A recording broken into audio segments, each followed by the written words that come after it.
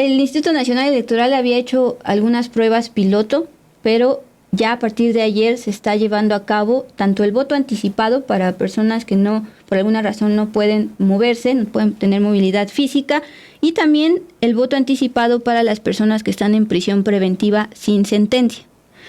El INE informó que desde ayer, 6 de mayo, hasta el 20 de mayo, se recibirá el voto anticipado de 4,000 ciudadanas y ciudadanos provenientes de toda la República Mexicana, quienes por alguna incapacidad o limitación física no podrán acudir a votar directamente a las casillas el próximo domingo 2 de junio. En este mismo periodo, del 6 al 20 de mayo, y por primera vez, el INE recibirá el voto de 30,391 personas que se encuentran bajo la medida cautelar de prisión preventiva al interior de 216 centros penitenciarios a lo largo de todo el territorio nacional. Las personas en reclusión sin sentencia recibieron a partir de ayer las boletas para elegir al presidente o presidenta de la República, y en el caso particular de Chiapas, de la Ciudad de México y de Hidalgo, los presos también recibieron boleta para elegir al titular de la jefatura de gobierno, de la gubernatura, de alcaldías, de ayuntamientos y de diputaciones locales. Y finalmente decirles que el Instituto Nacional Electoral está garantizando la denominada cadena de custodia, es decir, toda la documentación utilizada, que toma en cuenta identidad, estado original, condiciones de recolección, preservación, empaque, traslado, lugares y fechas de permanencia. Para hablar de este, insisto, hecho histórico, por primera vez se le está dando el derecho tanto a las personas en prisión preventiva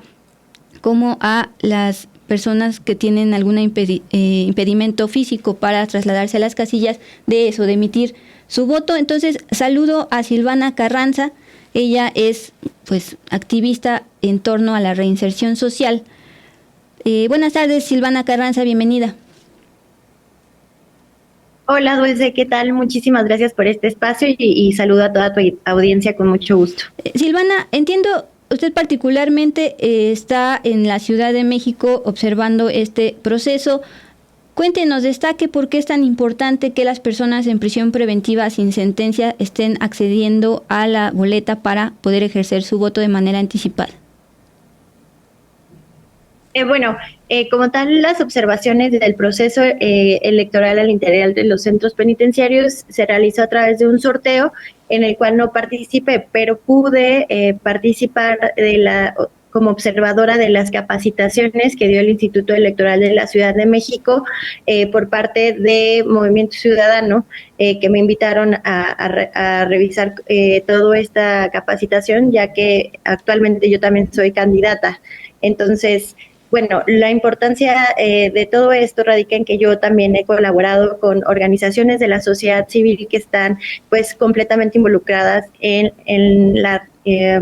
garantía de los derechos que están de las personas que están privadas de la libertad. Y justo como lo señalabas, fue en 2018, hace 6 años, que 2 personas privadas de la libertad en prisión preventiva en Chiapas se quejaron ante la autoridad electoral, ya que basados en su presunción de inocencia, ellos consideraban que tenían el derecho a votar y que no existían las condiciones para que esto sucediera. Y 6 años después, esto está sucediendo gracias a que la Sala Superior del Tribunal Electoral les concedió la razón, y precisamente justo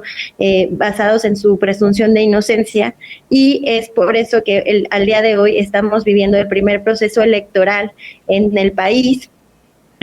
para las personas que están privadas de libertad en prisión preventiva, es decir, que no tienen sentencia.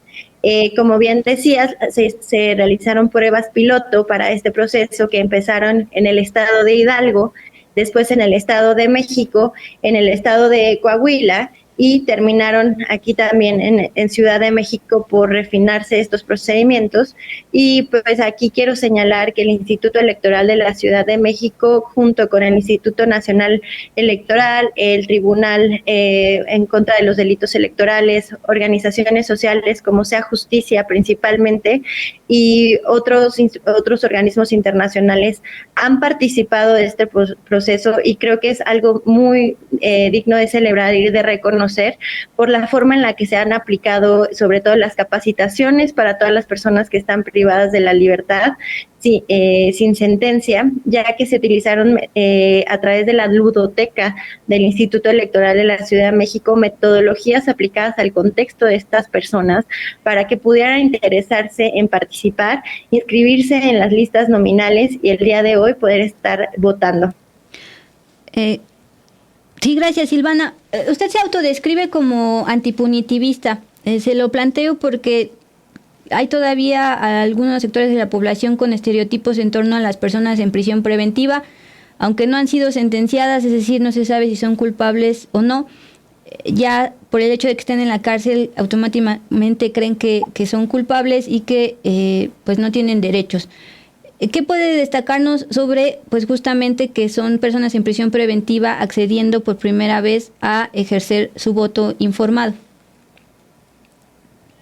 Claro, Dulce. Bueno, sobre este tema creo que es algo importante que señalar la carta que ayer las 32 gubernaturas de las entidades federativas de nuestro país emitieron una carta defendiendo la prisión preventiva oficiosa, lo cual considero que es muy lamentable porque no nada más hay evidencian una ignorancia entre la diferencia entre la prisión preventiva oficiosa y la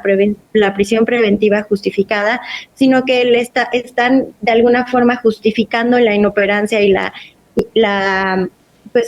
ineficacia de las fiscalías federal y de cada uno de los estados, lo cual me parece sumamente grave. La prisión preventiva se divide tanto en oficiosa como en justificada. La justificada es aquella que a través de ciertos criterios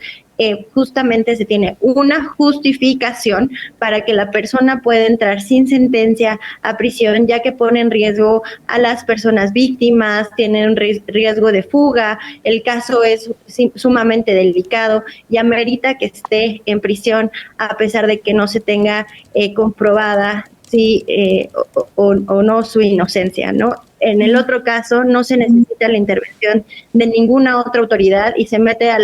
injustificadamente a la gente a la cárcel porque se privilegia el encierro a la investigación. Y eso es sumamente grave y es algo que está sucediendo ahorita controversialmente al mismo tiempo que se están reconociendo el derecho al voto y el derecho a la participación de las personas que están privadas de la libertad sin sentencia en los penales de nuestro país. Entonces, pues sin duda yo creo que no podemos permitir que una figura como la prisión preventiva oficiosa, que además los organismos internacionales y la Corte Interamericana han señalado como violatoria de derechos humanos, porque pues viola el principio de inocencia, de presunción de inocencia de estas personas, además que no contribuye al proceso de reinserción social de las personas que ingresan a prisión, todo lo contrario, satura las cárceles, violenta sus derechos y esto hace que simplemente no se rompa el círculo vicioso de la violencia y siga ahí perpetrándose una lógica que solamente afecta a nuestras comunidades. Okay, ya por último, Silvana, mencionaba que en este proceso dentro de las cárceles hay presencia de autoridades del INE, pero también los otros árbitros para evitar que haya como tal delitos electorales, aunque estemos hablando de un espacio determinado. Es decir, hay también observadores, por ejemplo, de partidos para evitar, como lo hay en las casillas normales, este tipo de delitos. Así es, esto sobre todo por la forma en la que ya bien señalabas que se van a emitir el voto. Se va a emitir como se podría decir también el voto en el exterior, es a través de sobres. Entonces las personas privadas de la libertad van a recibir personalizadamente sus sobres para que puedan emitir su voto y todas estas autoridades están colaborando como observadores para justamente garantizar que este sea libre y secreto y que se pueda resguardar hasta el día de la elección cuando se va a contabilizar y que pues justamente